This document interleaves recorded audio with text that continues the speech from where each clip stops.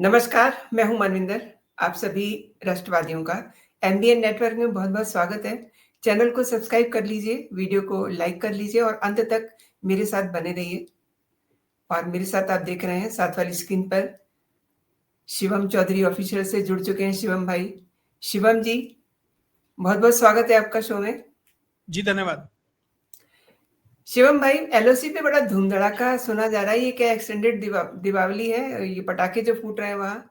और क्या इसीलिए मोदी जी ने अपने जेम्स बॉन्ड पिछले दिनों बॉर्डर पे भेजे हुए थे? जेम्स बॉन्ड, जी जी। जी मनविंदर जी नमस्कार।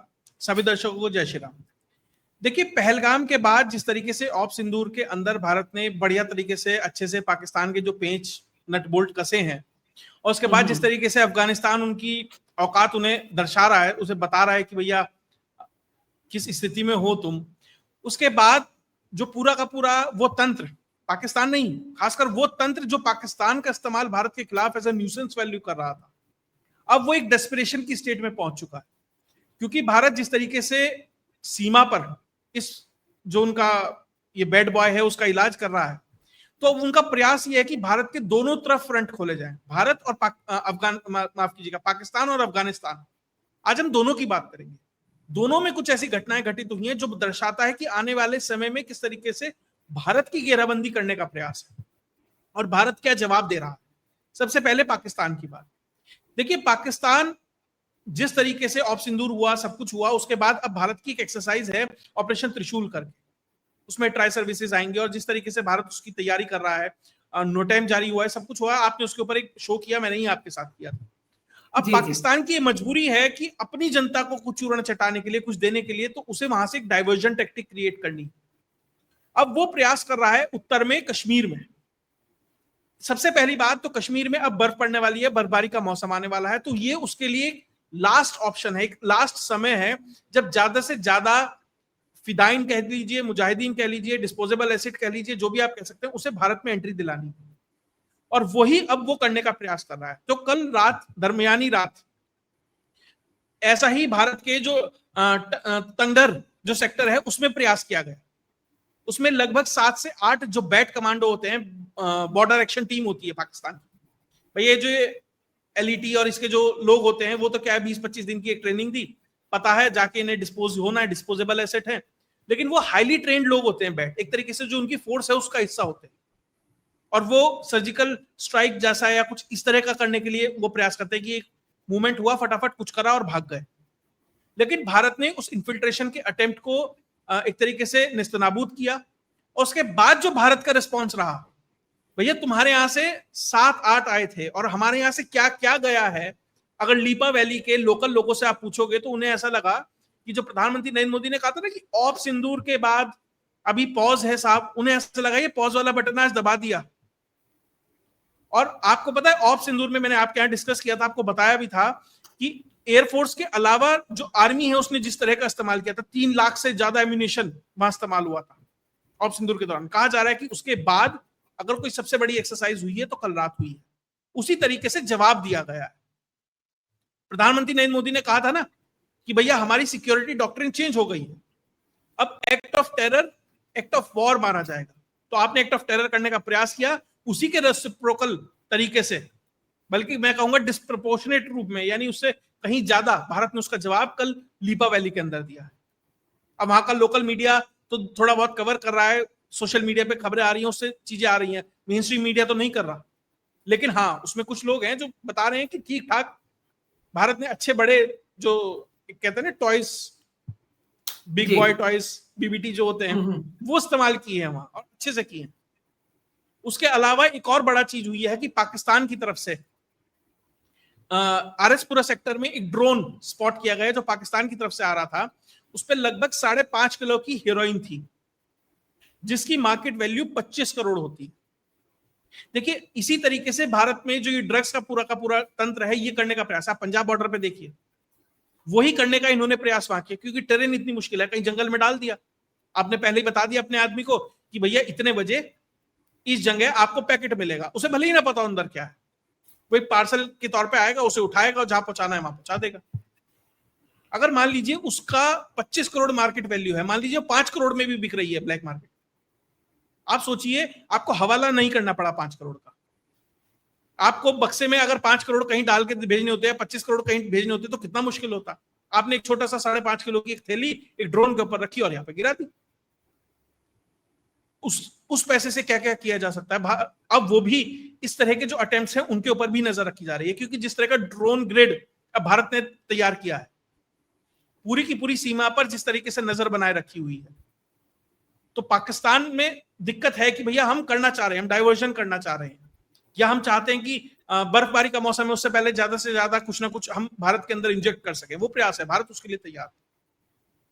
और जिस तरीके से भारत की तरफ से बार बार जवाब दिए जा रहे हैं, कभी रक्षा मंत्री, ये मंत्री, वो मंत्री, कभी सेनाध्यक्ष, कभी वायुसेना अध्यक्ष, सब लगे हुए हैं, और जिस तरीके से एक्सरसाइज त्रिशूल हो रही है, उसके बाद पाकिस्तान का डर इस हद तक है, जो पाकिस्तान की आर्मी का, माफ कीजिएगा, नेवी का जो टॉप मोस्ट अधिकारी है, जो नेवी का चीफ एडमिरल है, नाम है उसका नाविद अशरफ, वो सरक्रीक के दौरे पर आता है, राजनाथ सिंह जी वाला आपको, तो उस सरक्रीक के दौरे पर आता है और फोटो वोटो बढ़िया ISPR को बुलाते हैं ताकि भैया बेस्ट वाले DSLR लाओ, फोटो वोटो खींचो, सारे कोई एंगल नहीं बचना चाहिए।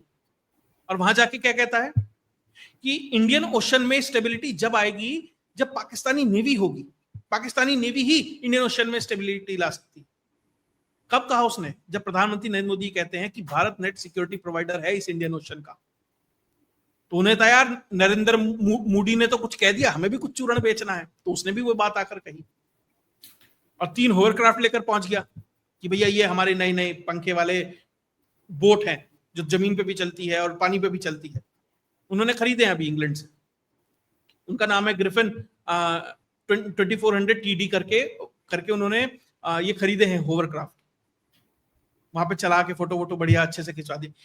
लेकिन इस नेवी की ये स्थिति है कि भारत के 2 फ्रिगेट खड़े हो जाएं, 2 या डिस्ट्रॉयर या कोई एक कुछ थोड़ा बहुत हथियार भारत कर देना खड़ा होके, या मैं कहें गुजरात की सीमा से खड़े होके अगर यहां से अच्छे से कोई होवित्जर भी चला दे, तो कराची की स्थिति ये होगी कि नेवी अगले 20 साल तक खड़ी नहीं हो पाएगी, क्योंकि सबसे कम इन्वेस्टमेंट पाकिस्तान ने किसी पे किया है, नेवी पे किया। ये अपने आप को कह रहे हैं ना प्रोटेक्टर ऑफ इंडियन ओशन। इन्होंने अभी एक शिप पकड़ी है नार्कोटिक्स की, कह रहे हैं उस पे इतने बिलियन का सामान है, ये हुआ। लोगों ने पूछा अच्छा बताइए इस पे कौन सी देश की शिप थी, वो नहीं बताएंगे जी हम। अच्छा कितने लोग पकड़े, वो भी नहीं बताएंगे हम। अच्छा वो किस देश के, वो भी नहीं हम बताएंगे, कुछ नहीं हमने पकड़ी है, मान लो, ट्रस्ट मी ब्रो। ये उनकी नेवी का स्तर है। तो जिस तरीके से पाकिस्तान के अंदर डेस्परेशन है, देखिए मैं आपको इस चैनल के माध्यम से हम असेसमेंट ही कर सकते हैं, प्रेजेंट सिचुएशन के हिसाब से एनालिसिस ही कर सकते हैं, और बहुत डायनामिक होती हैं चीजें, बदलती हैं। लेकिन आज की सिनेरियो में आसिम मुनीर एक डेस्परेट सिचुएशन में है कि उसे कुछ ना कुछ भारत के लिए करना है। उसका कारण है, उसका एक्सटेंशन आ रहा है, तो नीचे बहुत सारे लोग हैं जो उसके जगह लेने के लिए तैयार होंगे। प्लस उसने अमेरिका को वादा किया हुआ है कि साहब हम आपको रेयर अर्थ भी देंगे, बागराम भी देंगे, बांग्लादेश भी देंगे, सब कुछ दे देंगे। लेकिन अब वो कर कुछ नहीं पा रहा है, तो उस डेस्परेशन के अटेम्प्ट में वो निश्चित तौर पर भारत पे कुछ ऐसा ट्राई करेगा ताकि मजबूरन उन ताकतों को पाकिस्तान के पीछे आकर खड़ा होना पड़े। क्योंकि भैया अगर नहीं खड़े होंगे, भारत पीट देगा, तो फिर तो सारा ही खेल खराब है। तो वो अपने आप को जैसे जेलेंस्की है ना, यूक्रेन को अपनी जान बचाने के लिए यूक्रेन को झोंक रहा है, आसिम मुनीर भी वही करेगा। अब वो बांग्लादेश से करेगा, पाकिस्तान से करेगा, नेपाल से करेगा, कहां से करेगा नहीं कह सकता, लेकिन प्रयास उसका यही है कि भैया कुछ ऐसा करो कि भारत के साथ एंगेजमेंट हो जाए और मेरी कुर्सी बची रहे मजबूरी के कारण। इसके लिए भारत को तैयार रहना है, और यही सब चीजें अभी कम से कम पाकिस्तान बॉर्डर पे हो रही हैं। अब बांग्लादेश की बात करेंगे और साजिद तरह, और ये जो माफ कीजिएगा ये क्या है, मुनीर का कौन आदमी है, जब उन सब की बात करेंगे, तालिबान की बात करेंगे, तो वो अलग बात है। लेकिन फिलहाल स्थिति यही बन गई जी। अच्छा देखिए, एक तरफ से तो ये हो रहा है LOC पे, लेकिन उधर तालिबान भी ठोक रहे हैं इनको। तालिबान तो सीधा कहा तालिबान ने, ये स्थिति एक तरह से सैंडविच की नहीं हो गई इनकी? सैंडविच की तो है ही, सैंडविच की नहीं है। आपने बर्गर खाया होगा, कहीं अच्छे रेस्टोरेंट में नीचे बन होता है, ऊपर बन होता है, बीच में टिक्की होती है, ठीक है, वो तो ठीक है, लेकिन बीच में एक सलाई भी दे देते हैं, वो TLP है, तहरीक लब्बैक पाकिस्तान। तो मनविंदर जी से समझ आता है कि पाकिस्तान किस तरीके से 3-3 जगह से घिरा हुआ है। तो आसिम मुनीर तो अभी कह रहा था ना भारत को 2 फ्रंट वॉर, 2.5 फ्रंट वॉर, अरे साहब तेरे तो 36 फ्रंट हो रहे हैं, भारत, अफगानिस्तान, TLP, बलूचिस्तान, TTP, नाम दीजिए उतने हैं। तो कुल मिला के स्थिति बुरी है, लेकिन कुछ इंश्योरेंस पॉलिसी के तौर पर करना चाह रहा है मुनीर अमेरिका में। कितना सफल होता है क्या नहीं होता है वो तो समय बताएगा जी।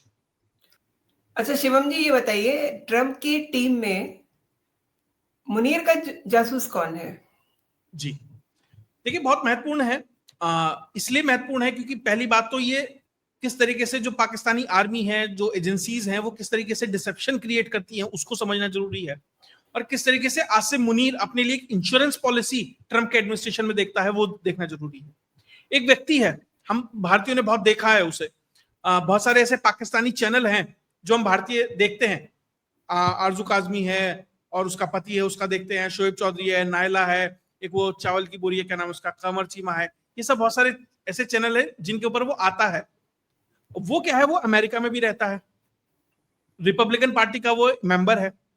दरअसल आसिम मुनीर ने उसका इस्तेमाल किया, उसका नाम है साजिद तरार। आपके दर्शक बड़े आसानी से उसको समझ जाएंगे कौन है साजिद तरार।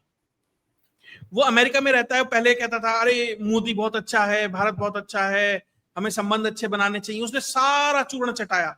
सबों ने कहा अरे यार साजिद तो बड़ा अच्छा आदमी है, अमन की बात करता है, अमेरिका में बैठता है, पढ़ा लिखा है, गोरों के साथ रहता है, ट्रंप की टीम का है।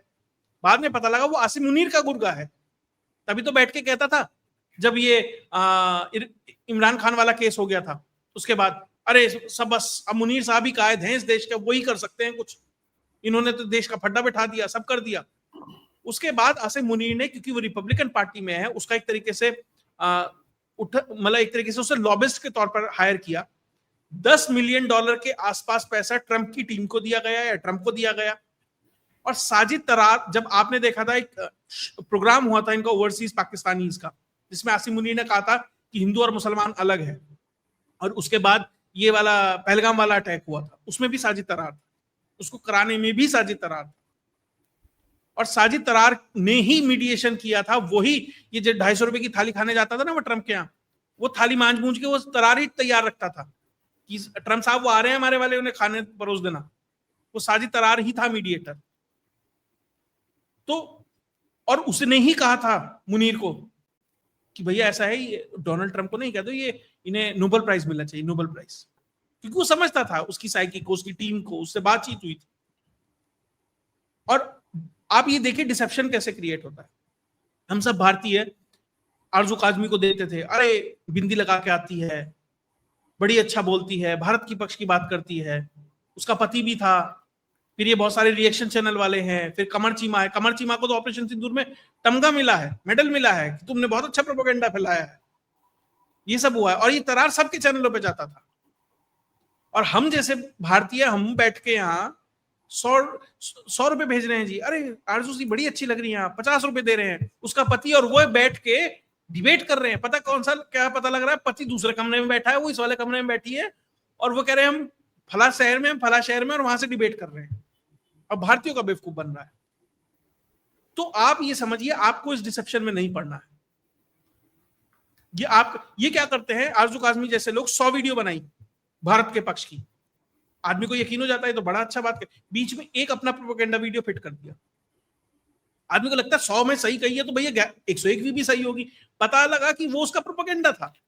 आरजू काजमी थी जिसने कहा था कि दाऊद इब्राहिम मर गया, और उसके बाद पूरी सोशल मीडिया और मेन स्ट्रीम मीडिया लग गई उस कार्यक्रम पे। बाद में वो खबर फर्जी निकली। और आज भी बहुत सारे ऐसे यूट्यूबर हैं, चलिए ऑप सिंदूर से पहले गलतियां हो गई, सब कुछ हो गई, अब तो मान जाओ भाई, अब भी बहुत सारे यूट्यूबर हैं, या तो उनके चैनल पे जा रहे हैं या उन्हें बुला रहे हैं। क्यों? और बड़े बड़े क्यों? व्यूज चाहिए जी, वहां पर भी बड़ा यूट्यूबर घोषित होना है। अरे साहब आप देख तो लो, उस पैसे जो आप उसे 100 रुपए दे रहे हो, या उसके व्यूज से जो पैसा आ रहा है, उस बंदूक की गोली में जा रहा है जो हमारे जवान के खिलाफ आ रहा है। बिल्कुल सही कह रहा है। तो इनको पैसा देना बंद करो, ऐसे प्रोपेगेंडा फैलाने वाले जो ये बैठे। और साजिद तरार भारत आया था पिछले साल या इस साल। ओके। अब किसने एमईए में उसको क्लियरेंस दे दी, किस किस से मिला, क्या क्या हुआ, इसकी जांच होनी चाहिए अब। तो इंपॉर्टेंट है आप समझिए किस हद तक तंत्र में ये फैला हुआ है और किस तरीके से as a lobbyist Asim Munir वही इंश्योरेंस पॉलिसी है साजिद तरार, उसका इस्तेमाल कर रहा है अमेरिका के अंदर। जी शिवम भाई, ये जरा स्क्रीन पे देखिए, ये क्या चल रहा है। अब ये जो पुस्तक है, ये यूनुस मियां को क्या हो गया है? ये पाकिस्तानी जनरल साहिर शमशाद मिर्जा को एक बुक गिफ्ट कर रहे हैं, आर्ट ऑफ ट्रायम्फ, और इसका कवर देखिए। इस पर पूर्वोत्तर के राज्यों को बांग्लादेश का हिस्सा दिखाया गया है। एंड मुझे ये कहना चाहिए कि हाउ ही डेयर्स। नहीं देखिए, हाउ ही डेयर तो भाई देखो अपने अपने घर में बैठा कुछ भी कर सकता है, लेकिन इंटेंशन क्या है क्यों और कर भारत सकता का है, इंटेंशन पता चलनी चाहिए ना। नहीं नहीं, मैं वही तो मैं बात कर रहा हूँ ना, वो कर सकता है वो अलग चीज है, और क्यों किया है और भारत क्या कर सकता है वो भी तो जानना जरूरी है ना। पहली बात, शमशाद मिर्जा वहां पहुंचा हुआ है। अब मैंने आपके शो पे ही बताया था कि वो 24 तारीख को गया, मैंने उसकी फ्लाइट नंबर भी बताई थी, उसकी पत्नी गई है, 2 मेजर गए हैं, ब्रिगेडियर गए हैं, अधिकारी गए हैं, कहां कहां जाने वाला है, किस कैंटोनमेंट में जाने वाला है, किस डेट पे किस बॉर्डर पोस्ट पे होगा, ये भी आपके चैनल पे बताया था मैंने। ये वहां पहुंचा हुआ है, कारण ये उस फ्रंट का भी इस्तेमाल भारत के खिलाफ करना चाहते हैं। तो अमेरिका आपको इंटेलिजेंस भी दे रहा है, आपको पैसा दे रहा है, पाकिस्तान आपको लॉजिस्टिकल सपोर्ट दे रहा है और इंटेलिजेंस दे रहा है, और ग्राउंड पे अपना एक तरीके से जो आईएसआई का या आर्मी का जो भी कुछ इनपुट है वो दे रहा है, और ग्राउंड का जो डिस्पोजेबल एसेट है वो जमाते इस्लामी और जो ये रेडिकल एलिमेंट है वो दे रहा है। बांग्लादेश का कोकटेल कुछ इस तरह का है भारत के खिलाफ। अब आपने बात कही कि ये जो बुक है आर्ट ऑफ ट्रायम्फ ये दी गई, देखिए इससे पहले मोहम्मद यूनुस ये ट्रूडो को भी दे चुका है और बिल क्लिंटन को भी दे चुका है। बिल क्लिंटन ने इसे छुपा लिया था क्योंकि उसे पता है इसका सिग्निफिकेंस क्या, लेकिन मिर्जा ने दिखाया। ये ग्रेटर बांग्लादेश का मैप है जो वहां के कुछ रेडिकल एलिमेंट ही कहते हैं कि बांग्लादेश, बिहार का हिस्सा, पश्चिम बंगाल, उड़ीसा का हिस्सा और पूरा नॉर्थ ईस्ट अरुणाचल को छोड़कर, क्योंकि फिर चाइना बुरा मान जाएगा। ये ग्रेटर बांग्लादेश का हिस्सा होना चाहिए और ये उसी का मैप है। जब शेख हसीना का तख्ता पलट हुआ था उसके बाद भी इन्होंने एक ऐसा मैप जारी किया था अपने किसी मंत्रालय के या किसी के ऑफिशियल ट्विटर हैंडल से, उसे बाद में डिलीट कर दिया था। कारण था भारत कुछ कर नहीं रहा था, भारत को प्रोवोक करना था।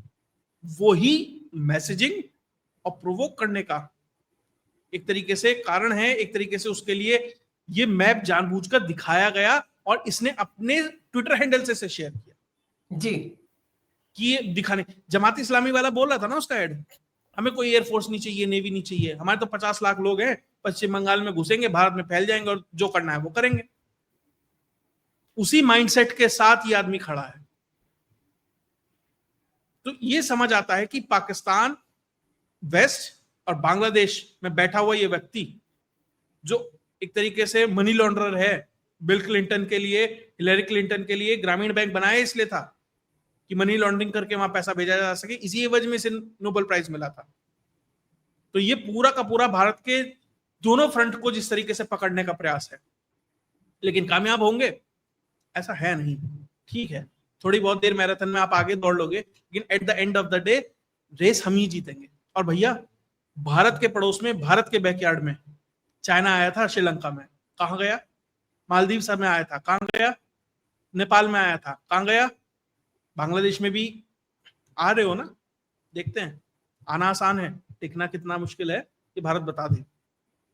आना आसान है लेकिन जाना मुश्किल है। शिवम भाई, एक चीज और है, शमशाद मिर्जा पाकिस्तानी सेना में आपको मालूम ही होगा कि आसिम मुनीर के बाद नंबर 2 है, और शायद आने वाले दिनों में हम ये भी देखें कि जो मुनीर है वो पीछे रह जाए और ये पाकिस्तान के सेना प्रमुख हो जाए। नहीं, अभी देखिए इनका एक्सटेंशन अभी कंफर्म नहीं हुआ है, मुनीर का और औरों का तो आईएसपीआर वालों का हो गया, ये लगे हुए हैं लाइन में, देखते हैं क्या होता है। इसमें शिवम जी पकड़ने वाली बात ये है कि यूनुस मियां ने इन्हीं को क्यों पकड़ा? नहीं, वो तो पाकिस्तान ने भेजा ना अपनी तरफ से जी, वो तो पाकिस्तान का एक तरीके से, मुनीर आ नहीं सकता ना, किसी ऐसे को भेजना था जो टॉप मोस्ट पे हो, एक रिलेशन दिखाने के लिए, वो सिग्निफिकेंस दिखाने के लिए, इसलिए नंबर 2 को भेजा। जी शिवम जी, आपने सही कहा कि जो 2-3 फ्रंट हैं उनको गरमाया जा रहा है। अब देखिए तुर्की के इस्तांबुल में दोनों देशों के प्रतिनिधि शांति वार्ता में जुटे हुए थे। मैं बात कर रही हूँ पाकिस्तान और तालिबान की। और इधर जो है धराधन चल रहा है, रात को वहाँ पे अटैक हो रहे हैं और इधर से एलओसी पे भारत की ओर से भी हो रहा है। तो आपने शिवम जी मेरे शो के लिए समय निकाला, मेरे दर्शकों को कई महत्वपूर्ण विषयों पे आपने जानकारी दी। Thanks a lot. जय हिंद, जय भारत। जय हिंद, जय भारत।